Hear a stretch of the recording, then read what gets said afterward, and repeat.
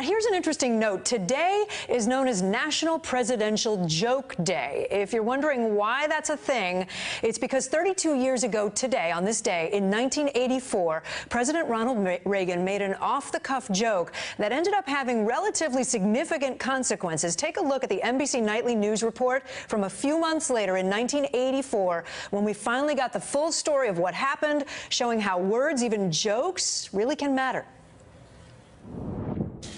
It was the joke heard around the world, the one by President Reagan about bombing the Soviet Union, and it resulted in a Soviet red alert, and it became a campaign issue in this country.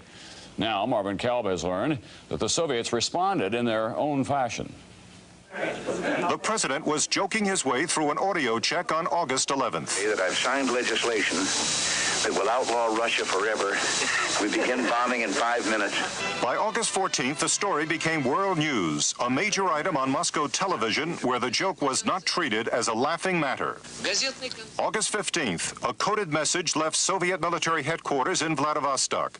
It said, in part, "We now embark on military action against the U.S. forces." One senator said the alert must have been a joke. A congressman said it was Russia's way of answering the president. Most officials said no comment, though one did speculate that the Russian might have been drunk. Marvin Kalb, NBC News, the State Department. Love the 80s graphics. Joining me now, former New Mexico governor and MSNBC contributor Bill Richardson. Governor, we figured you'd appreciate the throwback there. And we're, in all seriousness, we've been talking a lot lately about words. You were governor, you were congressman, you were ambassador to the UN, Secretary of Energy under Bill Clinton. Talk about the importance of presidents being careful with what they say. Well, I remember that time when Ronald Reagan made that joke, and it did provoke that reaction from the Russians. Now, imagine if Donald Trump is president and he starts coming out like with his daily idiotic statements that not only are dangerous, but they're wrong. So words matter. The world looks at our election. We are the leader of the free world, despite any faults that we may have. We're the most powerful military in the world. We have the largest nuclear arsenal. We're the cradle of democracy. And so, you know, words matter, and this is why this man is so irresponsible. A few minutes ago, we were taking his speech in Miami to the Home Builders Association. He once again said that he called Clinton and Obama the founders of ISIS. He's suggesting that they had a lot to do with the creation of ISIS. Your response? Well, that's false. You know, I know a little bit about foreign policy. It's totally false. It's an accusation that has no foundation. The founder of ISIS.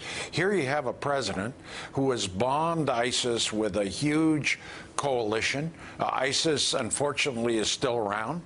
There have been some military successes there. It's still a major threat to the United States. But this president has been somebody that has gone after ISIS, gone after Assad in Syria, tried to bring a coalition that includes the Russians who don't want to cooperate. So it's totally off base. He doesn't know, Donald Trump does not know foreign policy. And this is why national security experts from the Republican Party, 50 of them, very distinguished, Homeland Security officials are saying he's unfit temperamentally to be president. Let me ask you about Hillary Clinton's words as well, because they matter too. The email situation, as you know, doesn't seem to be going away. The latest trickle, the latest round of new emails that we've learned about points to potentially inappropriate relationships or at least coordination between the State Department and some officials there under Hillary Clinton and officials at the Clinton Foundation, her husband's private organization. Did they make a mistake? Well, look, you have to look at these emails case by case. I mean, there's going to be probably a lot more. In this case, with that Lebanese businessman, no contact was ever made with the Assistant Secretary at the State Department. Secondly, no meeting ever took place. It seems that the Lebanese wanted to talk about the elections in Lebanon, and that was it. You know, this is a routine communication among people that know each other. Now, I know the optics are not good, Kate. Kate. It's better that these not take place, but no favoritism there was shown whatsoever. That is part of the question, though, isn't it? The optics of this. These email stories have been fodder for Republicans. You hear Donald Trump talk about it every single day now. Drip, drip, drip. Is it going to get worse before it gets better, or worse before Election Day? Well, I don't know if it'll get worse, but they're going to keep hammering at this, which this Clinton Foundation emails are basically harmless. The optics, you're right, are not good. But I think what Hillary's doing today, talking about the economy, expanding jobs, manufacturing, and talking about Donald Trump's, his economic plan is for the 1%. It's tax cuts for the wealthy. It's corporate tax cuts. He wants to get into a trade war with China. That's going to be interesting. I mean, so the contrast is very obvious, and this is why he's sinking in the polls. Can I go back to the Kelly O'Donnell was just reporting about the DNC and the hacking that happened, and given your years of experience and your experience with the Russians, do you believe that the Russians have meddled in U.S. politics? Do you believe the Russians were behind those hacks? Well, I think evidence is pointing that they were.